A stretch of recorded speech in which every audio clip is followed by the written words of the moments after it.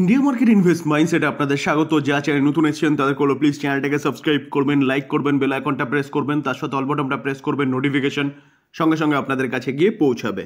Banking সেক্টরের best bank trade করছে কত? 1209। কোম্পানিটা হাই কত মেরেছে? 1361। তো সেখান থেকে কিন্তু অনেকটা ডিসকাউন্টে চলছে এখন কোম্পানিটা। দেখলে দেখা যাবে লাস্ট এক মাসে কোম্পানিটা অনলি ফর ধরে নিন 7% মতন ডাউন সাইড মুভমেন্ট দেখিয়েছে। লাস্ট 6 মাসে দেখলে দেখা যাবে 1% মতন পজিটিভ মুভমেন্ট দেখিয়েছে, এবং হাই থেকে যদি আমরা ক্যালকুলেট করি দেখলে দেখা যাবে এই ব্যাংকটা অনলি ফর কতটা পড়েছে? 10% মতন পড়েছে। এই ব্যাংকটা থেকে কিন্তু নিফটি অনেক বেশি পড়েছে তার হাই থেকে। আমরা যদি ব্যাংকটার 1 বছর রিটার্ন দেখি অনলি ফর 19% রিটার্ন দিয়েছে। আমরা যদি 5 বছর রিটার্ন দেখি দেখলে দেখা যাবে ব্যাংকটা 126% রিটার্ন দিয়েছে। তো কোন ব্যাংক? ব্যাংকটার নাম হচ্ছে আইসিআইসিআই ব্যাংক, যেখানে ব্যাংকিং সেক্টরের নাম্বার 2 ব্যাংক। মার্কেট ক্যাপ কত? দেখলে দেখা যাবে 8.5 লাখ কারোর হচ্ছে মার্কেট ক্যাপ। তো স্যার ব্যাংকটা কন্টিনিউয়াসলি ভালো পারফরমেন্স করছে, তার জন্য কিন্তু এতটা ভালো রিটার্ন দিয়েছে। এবং যদি চার্ট দেখেন তাহলে দেখলে দেখা যাবে স্মুথলি লেফট থেকে রাইটে ওপরেই গেছে। তো ব্যাংকটা আজকের দিনে রেজাল্ট ডিক্লেয়ার করেছে। চলুন রেজাল্টটা কী করেছে সেটা একটু দেখে নিই। আমরা ব্যাংকটার স্ট্যান্ডার্ড নাম্বার নিয়ে চলে এসেছি। রুপিস কি আছে? রুপিস ইন কারোরে রয়েছে। ওকে, সিকোয়েন্সটা দেখে নেবো। সিকোয়েন্স কি বলছে? ডিসেম্বর 23 এক বছর আগে, সেপ্টেম্বর 24 আগের কোয়ার্টার, ডিসেম্বর 24 এই কোয়ার্টার। আমরা যদি ব্যাংকটার ইনকাম দেখি তাহলে টোটাল ইনকাম কি বলছে? যে টোটাল ইনকাম বলছে যে এক বছর আগে 42,791, আগের কোয়ার্টারে 47,714, এই কোয়ার্টারে 48,367। তো ইয়ারলি জাম্প করেছে, কোয়ার্টারলি সামান্য জাম্প করেছে। তো ইনকাম তো ঠিকঠাক আছে। এবার কি? এবার হচ্ছে খরচা। তো টোটাল খরচা দেখলে দেখা যাবে, দেখুন কোম্পানি এক বছর আগে কি করেছে। তো এক্সপেন্সেস এক বছর আগে কোম্পানি দেখলে দেখা যাবে, দেখুন 28,068, আগের কোয়ার্টারে 30,990, এই কোয়ার্টারে 31,481। তো ব্যাংকটা যেভাবে প্রফিট ইনকাম করেছে সেভাবে কিন্তু ব্যাংকটার খরচাও ইয়ারলি কোয়ার্টারলি বেড়েছে। তো ইনকাম মাইনাস এক্সপেন্সেস করলে পরে অপারেটিং প্রফিট পাওয়া যায়। তো অপারেটিং প্রফিট যদি আমরা দেখি তাহলে দেখলে দেখাবে কোম্পানি এক বছর আগে 14,723, আগের কোয়ার্টারে 16,723, এই কোয়ার্টারে 16,886। তো 14,700টা 16,800 হয়েছে। ইয়ারলি যথেষ্ট ভালো পারফরমেন্স করেছে, কোয়ার্টারলি সামান্য জাম্প করেছে। তো এবার আমরা কি দেখবো? এবার হচ্ছে মেন প্রফিট, যেটা নেট প্রফিট আমরা বলি। তো দেখলে দেখা যাবে, দেখুন প্রফিট ফর দ্য পিরিয়ড কি বলছে? প্রফিট ফর দ্য পিরিয়ডে বলছে যে এক বছর আগে কোম্পানি প্রফিট কত করেছে? 10,271, আগের কোয়ার্টারে 11,745, এই কোয়ার্টারে 11,792। তো ইয়ারলি 10,200টা 11,700 হয়েছে, ব্যাপক জাম্প করেছে। কোয়ার্টারলি 11,745টা 792 হয়েছে, সামান্য জাম্প করেছে। তো এখনও পর্যন্ত কোম্পানি কিন্তু ঠিকঠাক রেজাল্ট করেছে। এবার আমরা যে কোনো ব্যাংকের রেজাল্ট দেখার সময় কী দেখি? প্রফিট দেখি, প্রভিশন দেখি, এনপিএ দেখি। তো প্রফিট মোটামুটি ঠিকঠাক আছে বলতে পারেন। এবার আমরা কি দেখব? এবার হচ্ছে প্রভিশন দেখব। তো প্রভিশন কি বলছে?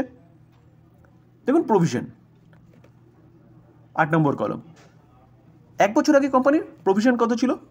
প্রভিশন এক বছর আগে 1,049, আগের কোয়ার্টারে 1,233, এই কোয়ার্টারে 1,226। তো 1,049টা 1,226 হয়েছে, ইয়ারলি বেড়েছে, কিন্তু কোয়ার্টারলি সামান্য হলেও কমেছে। প্রভিশনটা কি হয়? প্রভিশন কিন্তু সবসময় অপারেটিং প্রফিট থেকে মাইনাস হয়।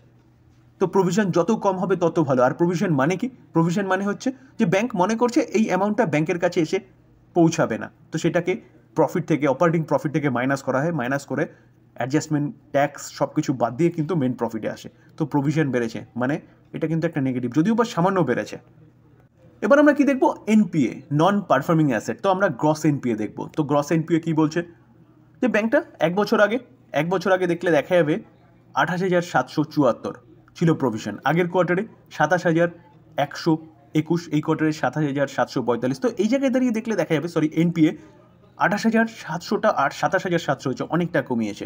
এনপিএ মানে নন পারফর্মিং অ্যাসেট, যেই অ্যাসেটটা পারফর্ম করছে না, অর্থাৎ তার কাছ থেকে কোনো কিন্তু আউটপুট পাওয়া যাচ্ছে না।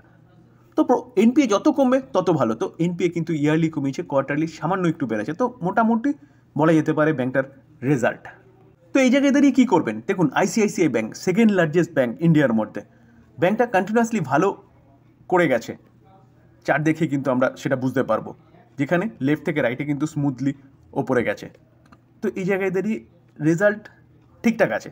তো মার্কেট যদি এই রেজাল্টটাকে নেগেটিভলি নেয় তাহলে পড়তে পারে, মার্কেট পজিটিভলি নিলে উঠতে পারে। তো পড়ুক বা উঠুক যাই হোক না কেন, এই কোম্পানিটা কিন্তু লং টার্মের জন্য বেস্ট কোম্পানি ইনভেস্টমেন্টের জন্য, যেখানে এই ব্যাংকটা কিন্তু কন্টিনিউয়াসলি ভালো করছিল। দেখলে দেখা যাবে, দেখুন মার্চ বলুন, জুন বলুন এবং সেপ্টেম্বর বলুন, এস্টিমেটকে কন্টিনিউয়াসলি বিট করছে। তো এখন দেখার বিষয় যে মার্কেট এই রেজাল্টটাকে কীভাবে নেয়। যদি নিচে আসে তাহলে বাই করার অপরচুনিটি খুঁজতে হবে, বা এখান থেকেও কিন্তু আপনি চিন্তা ভাবনা করতে পারেন বাই করার। লং টার্মের জন্য ভালো ইনভেস্টমেন্ট হতে পারে বা ভালো ক্যাপিটাল গেইন বা ওয়েলথ ক্রিয়েট করে দিতে পারে এই ব্যাংকটা। ইনভেস্টমেন্ট কথা মাথায় আসলে কিন্তু অ্যাট ফার্স্ট কিন্তু কোম্পানির ফান্ডামেন্টাল দেখতে হয়। ব্যাংক ভালো করছে সেটা আগেই বলেছি। তো মার্কেট ক্যাপ একটু আগে দেখেছি আমরা 8.5 লাখ কারোর, পি রেশিও 17.4, পি একদম নর্মাল রয়েছে। দেখলে দেখাবে কোম্পানি ডিভিডেন্ড ডিল কত 0.83%, অর্থাৎ কোম্পানি ভালো একটা ডিভিডেন্ড পে আউট করে। রিটার্ন অন ক্যাপিটাল এমপ্লয় 7.06 এবং রিটার্ন অন ইকুইটি দেখলে দেখাবে 18.7, দুটো ঠিকঠাক আছে, ফেস ভ্যালু 2 আছে, মানে ব্যাংকটা কিন্তু এখান থেকে স্প্লিটও দিতে পারে। যেটা স্যার একটু আগে বলছিলাম as per market capitalization, HDFC bank হচ্ছে নাম্বার 1, নাম্বার 2 থেকে রয়েছে আইসিআইসিআই ব্যাংক। এইচডিএফসি 12.5 লাখ কারোর আর আইসিআইসিআই 8.5 লাখ কারোর। তো এইচডিএফসি ব্যাংকে কিন্তু মানে বলতে পারেন পিছিয়ে ফেলে দিতে পারতো ব্যাংকটা, যদি না এইচডিএফসি ব্যাংকের সাথে এইচডিএফসি লিমিটেডের মার্জার হতো। পিছিয়ে না ফেলে দিল, তার ঘাড়ের কাছে নিঃশ্বাস ফেলতো। তো এইচডিএফসি ব্যাংকের সাথে এইচডিএফসি লিমিটেডের মার্জার হওয়ার পরে 12.5 লাখ কারোর, সেখানে একাই আইসিআইসিআই ব্যাংক 8.5 লাখ কারোর হচ্ছে মার্কেট ক্যাপ। তো সেকেন্ড লার্জেস্ট কোম্পানি নিয়ে কিন্তু আমরা কথা বলছি, যেখানে লাস্ট 5 বছরে যদি আমরা কোম্পানির নেট প্রফিট দেখি 20,364, সেটা 26,000 হয়েছে, সেটা 35,000 হয়েছে, 35,000টা 46,000, 52,000। তো ব্যাংকটা দেখতে পাচ্ছেন কীরকমভাবে প্রফিটটাকে বাড়াচ্ছে, মানে বলতে পারেন ব্যাংকটা বিজনেস ভালো করছে, যার জন্যই প্রফিট বাড়ছে। তার পাশাপাশি যদি আমরা সেলস গ্রোথ দেখি, দেখলে দেখা যাবে 12, 17, 21, 19 কন্টিনিউয়াসলি বাড়ছে। প্রফিট গ্রোথ 15, 60, 34, 16, প্রফিট গ্রোথ তো ঠিকঠাক আছে। স্টক সিজিআর গ্রোথ 10 বছরে 13%, 5 বছরে 18%, 3 বছরে 15%, কারেন্ট ইয়ারে 20%। স্টক সিজিআর গ্রোথ তো ঠিকঠাক আছে। রিটার্ন অন ইকুইটিও দেখলে দেখাবে 13, 15, 17, 19 বাড়ছে। আমরা যদি শেয়ার হোল্ডিং প্যাটার্ন দেখি, দেখলে দেখা যাবে, দেখুন ডিসেম্বর 2024, প্রোমোটার নেই, ফরেন ইনস্টিটিউশন ইনভেস্টার আছে, ডোমেস্টিক ইনস্টিটিউশন ইনভেস্টার আছে, প্রোমোটার নেই। চিন্তা ভাবনার বিষয় দেখুন স্যার, অনেক কোম্পানি আছে, অনেক ব্যাংক আছে যেগুলোর মধ্যে প্রোমোটার নেই, যেমন এইচডিএফসি ব্যাংকের প্রোমোটার নেই, বিএসসির প্রোমোটার নেই। এগুলো ওয়েল ম্যানেজ কোম্পানি, যেখানে প্রোমোটার নেই, কিন্তু তার সাথে সাথে ফরেন ইনস্টিটিউশন ইনভেস্টার এবং ডোমেস্টিক ইনস্টিটিউশন ইনভেস্টার, এই ইনস্টিটিউশন ইনভেস্টারদেরও দেখার কথা বলি। দেখুন foreign institution investor 45.70% stake hold করছে, domestic institution investor 44.95% stake hold করছে। অ্যাপ্রক্সিমেট বলতে পারেন প্রায় 90% স্টেক কিন্তু ইনস্টিটিউশন ইনভেস্টাররা হোল্ড করছে। যেখানে গভর্নমেন্ট রয়েছে 0.27% এবং পাবলিক অনলি ফর 9.08%, যেখানে পাবলিকের সংখ্যা কিন্তু কমছে। তো স্যার কেন এতটা এফআইআই এবং ডিআইআই রয়েছে? স্যার চিন্তাভাবনা করার বিষয়, কারণ কোম্পানিটার বিজনেস, অবভিয়াসলি বিজনেস না ভালো করলে ইনস্টিটিউশন ইনভেস্টাররা কিন্তু সেই কোম্পানির দিকে তাকাবেও না। আপনি স্মল ক্যাপ বলুন বা মাইক্রো ক্যাপ বলুন, ন্যানো ক্যাপ বলুন, সেই কোম্পানিগুলোতে foreign institution investor, domestic institution investor কিন্তু থাকেই না, কারণ তারা সেই কোম্পানিগুলোতে ইনভেস্টমেন্ট করে যেই কোম্পানিগুলো ফান্ডামেন্টাল স্ট্রং এবং লং টার্মে ভালো করতে পারে। তো এই জায়গায় দাঁড়িয়ে রেজাল্ট ঠিকঠাক আছে, কোম্পানি যদি এখান থেকে আরও নিচে আসে তাহলে বাই করার অপরচুনিটি খুঁজতে হবে, কারণ ফান্ডামেন্টাল স্ট্রং ব্যাংক লং টার্মের জন্য ভালো একটা ইনভেস্টমেন্ট হতে পারে। তবে ডিসক্লেমার দিয়ে রাখি, কোনো বাই রেকমেন্ডেশন নয়। ভালো কোম্পানির রেজাল্ট আউট হয়েছে, আলোচনা করলাম, টোটালটাই লার্নিং পারপাস। বাই করবেন, নিজে ফার্দার অ্যানালাইসিস করবেন, তারপরে বাই করবেন, বা আপনি আপনার ফাইন্যান্সিয়াল অ্যাডভাইজারের সাথে কথা বলে নিয়ে তারপর বাই করবেন। থ্যাংক ইউ, ভালো থাকবেন।